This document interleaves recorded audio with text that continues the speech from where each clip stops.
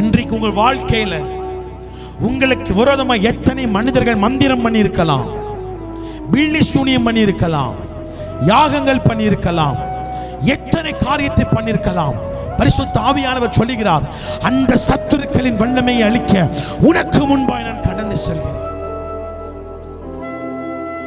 மருந்து வச்சிருக்கிறாங்க பிரதர், முட்டையை ஊதி வச்சிட்டான் பிரதர். ஏய், அந்த பொல்லாத வல்லமை உன்னை சந்திப்பதற்கு முன்பாய் என் தெய்வத்தை சந்தித்து விட்டது என்பதை மறந்து விடாதே.